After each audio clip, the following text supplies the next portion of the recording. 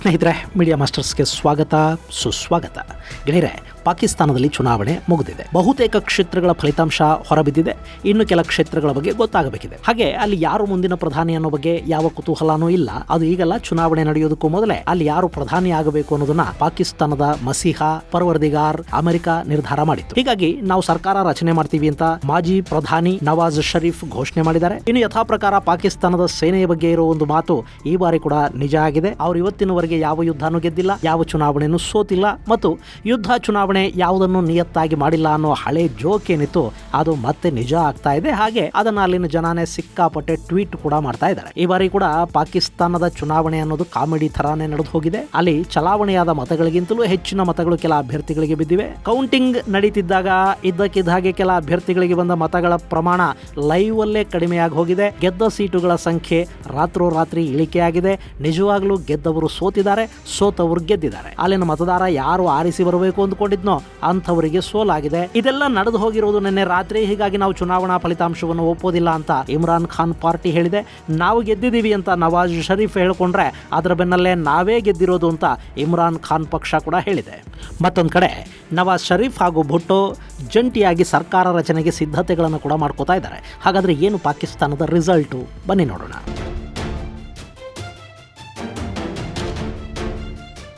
ಗೆಳೆಯರ, ಪ್ರಜಾಪ್ರಭುತ್ವದಲ್ಲಿ ಚುನಾವಣೆಗಳು ಒಂಥರ ಸಂಭ್ರಮದ ಹಬ್ಬದ ರೀತಿಯಲ್ಲಿ ನಡೆಯುತ್ತವೆ. ಆದರೆ ಪ್ರಜಾಪ್ರಭುತ್ವ ಅನ್ನೋದೇ ಕಾಮಿಡಿ ಥರ ಆಗಿರೋ ದೇಶಗಳಲ್ಲಿ ಚುನಾವಣೆಗಳನ್ನು ಮಾಡೋರು ಜೋಕರ್ಗಳಲ್ಲದೆ ಮತ್ತಿನ್ಯಾರು? ಪಾಕಿಸ್ತಾನದಲ್ಲಿ ಹಿಂದಿನಿಂದಲೂ ಆಗ್ತಾ ಇರೋದೇ. ಅಲ್ಲಿ ಪ್ರಜಾಪ್ರಭುತ್ವಕ್ಕಿಂತ ಹೆಚ್ಚಾಗಿ ಸೇನೆಯ ಆಡಳಿತ ನಡೆದಿದೆ. ಅಲ್ಲಿನ ಚುನಾಯಿತ ಸರ್ಕಾರಗಳನ್ನ ಸೇನೆ ಅಥವಾ ಅಲ್ಲಿನ ಸುಪ್ರೀಂ ಕೋರ್ಟ್ಗಳು ಕೆಡವುತ್ತಾ ಬರ್ತಾ ಇವೆ. ಅಲ್ಲಿ ಪ್ರಧಾನಿಯಾದವರು ಒಂದು ಕೊಲೆಯಾಗಿದ್ದಾರೆ, ಗಲ್ಲಿಗೇರಿಸಲ್ಪಟ್ಟಿದ್ದಾರೆ, ಜೈಲುಗಳಿಗೆ ತಳ್ಳಲ್ಪಟ್ಟಿದ್ದಾರೆ ಅಥವಾ ದೇಶಭ್ರಷ್ಟರಾಗಿ ಓಡಿ ಹೋಗಿದ್ದಾರೆ. ಕಳೆದ 7.5 ದಶಕಗಳ ಅವಧಿಯಲ್ಲಿ ಪಾಕಿಸ್ತಾನದ ಯಾವ ಸರ್ಕಾರನೂ 5 ವರ್ಷವನ್ನು ಪೂರೈಸಿಲ್ಲ. ಯಾವ ಪ್ರಧಾನಿಯೂ ಪೂರ್ಣಾವಧಿಯ ಆಡಳಿತವನ್ನು ಕೊಟ್ಟಿಲ್ಲ. ದೇಶದ ರಚನೆಗೆ ಕಾರಣವಾದ ಮತ್ತು ಆ ದೇಶದ ಮೊದಲ ಪ್ರಧಾನಿಯಾಗಿದ್ದ ಲಿಯಾಖತ್ ಅಲಿ ಖಾನ್ಗೆ ಕೂಡ ಅವರು ಸರಿಯಾದ ಸಾವು ಬರೋದಕ್ಕೆ ಬಿಡಲಿಲ್ಲ. ಪಾಕಿಸ್ತಾನದ ಮೊದಲ ಪ್ರಧಾನಿಯನ್ನು ಕೂಡ ಅಲ್ಲಿ ಹತ್ಯೆ ಮಾಡಲಾಯಿತು. ಅಲ್ಲಿಂದ ಶುರುವಾದ ಪಾಕಿಸ್ತಾನದ ರಾಜಕೀಯ ತಲ್ಲಣಗಳು ಇವತ್ತಿನವರೆಗೆ ನಿಂತಿಲ್ಲ. ಅಂಥ ದೇಶದಲ್ಲಿ ಯಾವತ್ತಾದರೂ ನ್ಯಾಯಯುತ ಪಾರದರ್ಶಕ ಚುನಾವಣೆಗಳು ನಡೆಯುತ್ತವೆ ಅಂತ ಆಶಿಸೋದಿಕ್ಕಾದರೂ ಸಾಧ್ಯನಾ? ಪಾಪ ಇರಲಿ ಬಿಡಿ. ಗೆಳೆಯರೆ, ಪಾಕಿಸ್ತಾನದ ಲೋಕಸಭೆಯಲ್ಲಿ 336 ಸದಸ್ಯರಿರ್ತಾರೆ. ಆ ಪೈಕಿ 60 ಮಹಿಳೆಯರು ಹಾಗೂ 10 ಅಲ್ಪಸಂಖ್ಯಾತರನ್ನ ನಾಮಿನೇಟ್ ಮಾಡಲಾಗುತ್ತೆ. ಉಳಿದಂತೆ 266 ಸ್ಥಾನಗಳಿಗೆ ಚುನಾವಣೆಗಳು ನಡೆಯುತ್ತವೆ. ಈ ಬಾರಿ ಒಂದು ಕ್ಷೇತ್ರದಲ್ಲಿ ಅಭ್ಯರ್ಥಿಯ ಕೊಲೆಯಾದ ಕಾರಣ ಚುನಾವಣೆ ನಡೆದಿರುವುದು 265 ಸ್ಥಾನಗಳಿಗೆ. ಗುರುವಾರ ಚುನಾವಣೆ ಮುಕ್ತಾಯ ಆಯಿತು. ಶುಕ್ರವಾರದ ಹೊತ್ತಿಗೆ ಫಲಿತಾಂಶ ಬಂದುಬಿಡಬೇಕಿತ್ತು. ಆದರೆ ಚುನಾವಣೆ ಮುಗಿದು ಎಣಿಕೆ ಶುರುವಾಗುವ ಮೊದಲೇ ಅಲ್ಲಿ ಇಂಟರ್ನೆಟ್ ಆಫ್ ಆಯಿತು. ಯಾವ ಮಾಹಿತಿಯೂ ಸರಿಯಾಗಿ ಹೊರಬಾರದ ಹಾಗೆ ನೋಡಿಕೊಳ್ಳಾಯಿತು. ಹಾಗೆ ಟಿವಿ ಚಾನೆಲ್ಗಳು ಫಲಿತಾಂಶದ ಮಾಹಿತಿಯನ್ನು ಲೈವ್ ಪ್ರಸಾರ ಮಾಡ್ತಾ ಇದ್ವು. ಇದ್ದಕ್ಕಿದ್ದ ಹಾಗೆ ಅಲ್ಲಿ ಅದುವರೆಗಿದ್ದ ಫಲಿತಾಂಶ ಬದಲಾಗೋದಕ್ಕೆ ಶುರುವಾಯಿತು. ಮುಂದಿದ್ದ ಅಭ್ಯರ್ಥಿಗಳು ಹಿನ್ನಡೆ ಅನುಭವಿಸೋದಕ್ಕೆ ಶುರು ಮಾಡಿದ್ರು, ಹಿಂದಿದ್ದ ಅಭ್ಯರ್ಥಿಗಳು ಮುಂದಕ್ಕೆ ಬಂದರು. ಚುನಾವಣಾ ಫಲಿತಾಂಶ ಅಂದ್ರೆ ಅದು ಹಾಗೆ ಆಗತ್ತೆ. ಬ್ಯಾಲೆಟ್ ಬಾಕ್ಸ್ ಓಪನ್ ಮಾಡಿದಾಗ ಯಾವ ಬೂತ್ ಅಲ್ಲಿ ಯಾರಿಗೆ ಹೆಚ್ಚು ಮತ ಬಂದಿರುತ್ತೋ ಅವರು ಮುಂದಕ್ಕೆ ಬರ್ತಾರೆ, ಮತ ಬೀಳದವರು ಹಿಂದಕ್ಕೆ ಹೋಗ್ತಾರೆ. ಆದ್ರೆ ತಗೊಂಡ ಮತಗಳು ಜರ್ರಂತ ಇಳಿದು ಹಿಂದಿದ್ದ ಅಭ್ಯರ್ಥಿಯ ಮತಗಳು ಒಂದೇ ಸಮಕ್ಕೆ ಏರಿಕೆ ಆಗೋದನ್ನ ನೀವು ಪಾಕಿಸ್ತಾನದಲ್ಲಿ ಬಿಟ್ಟರೆ ಬಹುಶಃ ಇನ್ನೆಲ್ಲೂ ನೋಡೋದಕ್ಕೆ ಸಾಧ್ಯನೇ ಆಗೋದಿಲ್ವೇನೋ. ಇಲ್ಲಿ ನೋಡಿ, ಪಾಪ ಈ ಇಂಡಿಪೆಂಡೆಂಟ್ ಅಭ್ಯರ್ಥಿ 1,31,000 ಮತಗಳನ್ನ ತಗೊಂಡಿದ್ರು. ಅವರ ಪ್ರತ್ಯರ್ಥಿಗೆ 80,000 ಚಿಲ್ಲರೆ ಮತಗಳು ಬಂದಿದ್ವು. ಇಲ್ಲಿ ಕೆಲವೇ ನಿಮಿಷಗಳಲ್ಲಿ ಪ್ರತಿಸ್ಪರ್ಧಿ 80,000ದಿಂದ 1,18,000ಕ್ಕೆ ಜಿಗಿದು ಬಿಟ್ಟ. ಅದು ಸಹಜ ಆಗತ್ತೆ. ಆದ್ರೆ ಈ 1,31,000 ಮತಗಳಿದ್ವಲ್ಲ, ಅವು ಒಂದು ಸ್ವಲ್ಪ ಹೆಚ್ಚಾಗಬೇಕು ಅಥವಾ ಅಷ್ಟೇ ಇರಬೇಕಲ್ವಾ? ಆದರೆ ಇಲ್ಲಿ ಏನಾಯಿತು ಅಂದರೆ ಆ 1,31,000 ಅನ್ನೋದು ಜರ್ರಂತ 1 ಲಕ್ಷಕ್ಕೆ ಇಳಿದು ಹೋಯಿತು. ಇದು ಎಲ್ಲಾದರೂ ಆಗೋದಕ್ಕೆ ಸಾಧ್ಯನೇನ್ರಿ?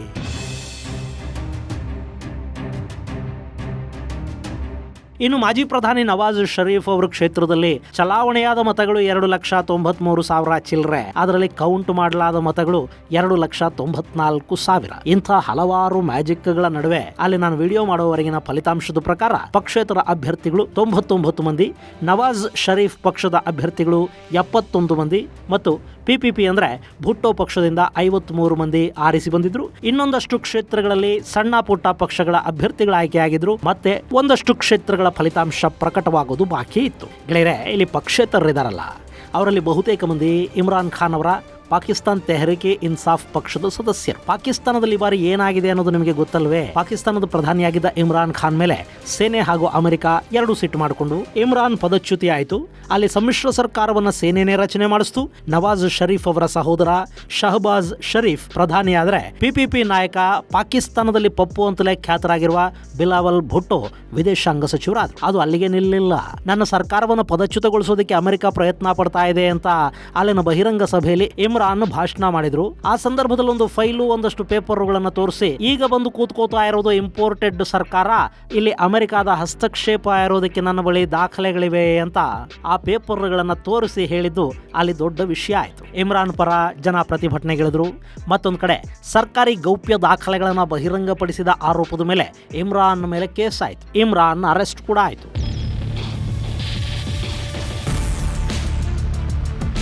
ಗೆಳೆಯರೆ, ಈ ಇಮ್ರಾನ್ ಖಾನ್ ತಮ್ಮ ಅಧಿಕಾರಾವಧಿಯಲ್ಲಿ ಪಾಕಿಸ್ತಾನಕ್ಕೆ ಅದು ಏನು ಉಪಕಾರ ಮಾಡಿದರೋ ಗೊತ್ತಿಲ್ಲ. ಆದ್ರೆ ಅವರು ಮಾಡಿದ ದೊಡ್ಡ ಉಪಕಾರ ಅಂದ್ರೆ ಅಲ್ಲಿ ಇಷ್ಟು ದಿನ ಸೇನೆ ಮೇಲೆ ಜನಕ್ಕಿದ್ದ ನಂಬಿಕೆ ಹಾಗೂ ಪಾಕಿಸ್ತಾನದ ಮೇಲೆ ಸೇನೆಗಿದ್ದ ಹಿಡಿತ ಎರಡನ್ನೂ ಛಿದ್ರಗೊಳಿಸಿದ್ದು ಇಮ್ರಾನ್ ಖಾನ್. ಸೇನೆಗಿಂತಲೂ ಅಲ್ಲಿ ಇಮ್ರಾನ್ ಪಾಪ್ಯುಲರ್ ಆಗ್ತಾ ಹೋದ್ರು. ಅಮೆರಿಕದ ಕೈಗೊಂಬೆಗಳು ಪಾಕಿಸ್ತಾನವನ್ನ ಆಳ್ತಾ ಇದ್ದಾರೆ ಅಂತ ಹೇಳ್ತಾ, ವಂಶ ಪಾರಂಪರ್ಯ ಆಡಳಿತ ಮತ್ತೆ ಬಂದಿದೆ ಅಂತ ಹೇಳ್ತಾ, ಸೇನಾಧಿಕಾರಿಗಳ ಬಂಡವಾಳ ಬಯಲು ಮಾಡ್ತಾ ಇಮ್ರಾನ್ ಅಲ್ಲಿನ ಯುವಕರು ಸೇರಿದ ಹಾಗೆ ಸಾಕಷ್ಟು ಜನರ ಮನಸ್ಸನ್ನ ಗೆಲ್ತಾ ಹೋದ್ರು. ಇಮ್ರಾನ್ ಬಂಧನ ಕೂಡ ಅವರ ಪರ ಸಿಂಪತಿ ಹೆಚ್ಚಾಗೋ ಹಾಗೆ ಮಾಡ್ತು. ಜೊತೆಗೆ ಅಲ್ಲಿನ ಬೆಲೆ ಏರಿಕೆ ಹಾಗೂ ಇನ್ನಿತರ ಆರ್ಥಿಕ ಸಮಸ್ಯೆಗಳನ್ನ ನಿಯಂತ್ರಿಸುವುದರಲ್ಲಿ ಶಹಬಾಜ್ ಶರೀಫ್ ಸರ್ಕಾರ ವಿಫಲವಾಯಿತು. IMF ಸಾಲಕ್ಕಾಗಿ ತೆರಿಗೆಯನ್ನ ಹೆಚ್ಚು ಮಾಡಲಾಯಿತು.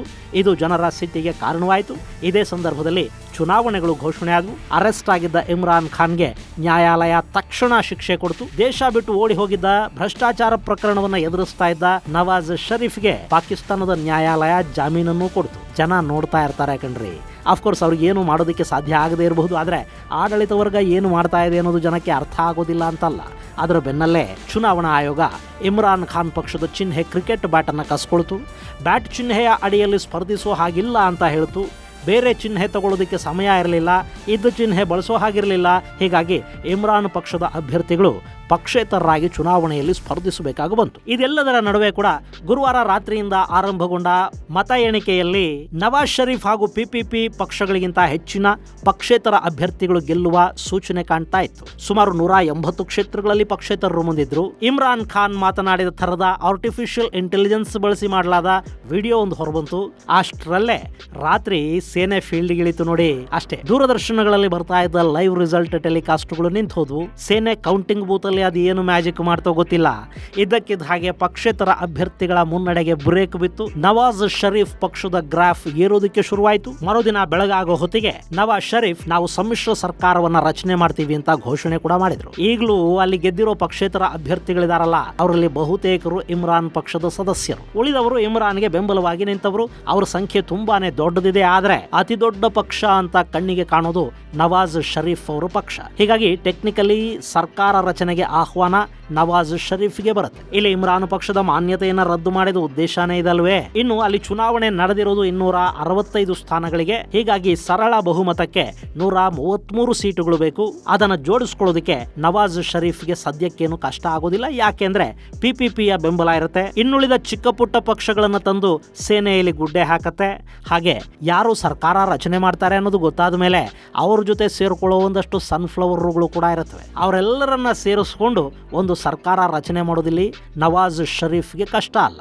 ಹಾಗೆ ಅಲ್ಲಿನ ಪಕ್ಷೇತರ ಅಭ್ಯರ್ಥಿಗಳು ಕೂಡ ನಮಗೀಗಾಗಲೇ ನವಾಜ್ ಬೆಂಬಲಕ್ಕೆ ನಿಂತುಕೊಳ್ಳೋದಕ್ಕೆ ಒತ್ತಡ ಬರ್ತಾ ಇದೆ ಅಂತ ಹೇಳೋದಕ್ಕೆ ಶುರು ಮಾಡಿದ್ದಾರೆ. ಈ ಪಕ್ಷೇತರರು ಯಾವ ಪಕ್ಷದ ಚಿಹ್ನೆಯ ಅಡಿಯಲ್ಲೂ ಗೆದ್ದಿರೋದಿಲ್ಲ. ಹೀಗಾಗಿ ಪಕ್ಷಾಂತರ ನಿಷೇಧ ಕಾಯ್ದೆ ಕೂಡ ಇಲ್ಲಿ ಅನ್ವಯ ಆಗೋದಿಲ್ಲ. ಹೀಗಾಗಿ ಪಕ್ಷೇತರರನ್ನ ಖರೀದಿ ಮಾಡೋ, ಬೆದರಿಸೋ, ಏನೋ ಒಂದು ಮಾಡಿ ಸೆಳೆಕೊಂಡು ಬಿಟ್ರೆ ನವಾಜ್ ಶರೀಫ್ ಸರ್ಕಾರ ರಚನೆ ಆಗುತ್ತೆ.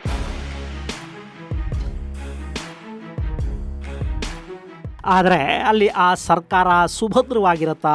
ಅದು ಸದ್ಯದ ಪ್ರಶ್ನೆ. ಯಾಕೆಂದ್ರೆ ಪಾಕಿಸ್ತಾನದಲ್ಲಿ ಸೇನೆ ಅನ್ನೋದು ಏನೇ ಮಾಡುತ್ತೆ ಅಂದ್ಕೊಂಡ್ರು ಕೂಡ ಅವ್ರ ಶಕ್ತಿ ಈಗ ಮೊದಲಿನಷ್ಟಿಲ್ಲ ಅನ್ನೋದನ್ನ ಈ ಬಾರಿಯ ಚುನಾವಣಾ ಫಲಿತಾಂಶ ತೋರಿಸ್ತಾ ಇದೆ. ಅಲ್ಲಿ ಇಮ್ರಾನ್ ಬೆಂಬಲಿತ ಅಭ್ಯರ್ಥಿಗಳು ಪಕ್ಷೇತರರಾಗಿ ಕೂಡ ಸಾಕಷ್ಟು ಸಂಖ್ಯೆಯಲ್ಲಿ ಗೆದ್ದು ಬಂದಿದ್ದಾರೆ. ಹಾಗೆ ಜನ ಕಳೆದ ವರ್ಷ ಇಮ್ರಾನ್ ಪರ ಪ್ರತಿಭಟನೆಗಳನ್ನು ಮಾಡಿದ ಸಂದರ್ಭದಲ್ಲಿ ಪಾಕಿಸ್ತಾನದ ಸೇನಾ ನೆಲೆ ಮೇಲೆ ಕೂಡ ದಾಳಿ ಮಾಡಿದ್ರು. ಸೇನಾ ಮುಖ್ಯಸ್ಥನ ಮನೆಗೆ ನುಗ್ಗಿದ್ರು, ಅದಕ್ಕೆ ಬೆಂಕಿ ಹಚ್ಚಿದ್ರು.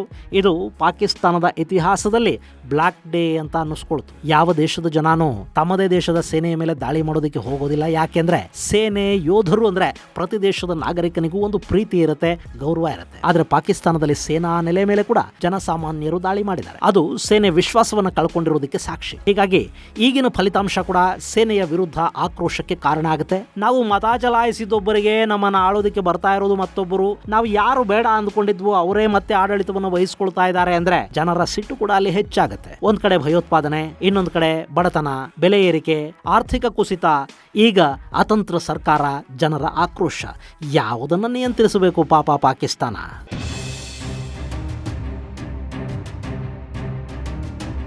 ಗೆಳೆಯರೆ, ಅಂದಹಾಗೆ ಪಾಕಿಸ್ತಾನದಲ್ಲಿ ಬ್ಯಾಲೆಟ್ ಪೇಪರ್ ಅನ್ನೇ ಇವತ್ತಿಗೂ ಬಳಸ್ತಾರೆ ಚುನಾವಣೆಗೆ. ಅದರ ಒಂದು ವಿಡಿಯೋ ಇಲ್ಲಿದೆ ನೋಡಿ.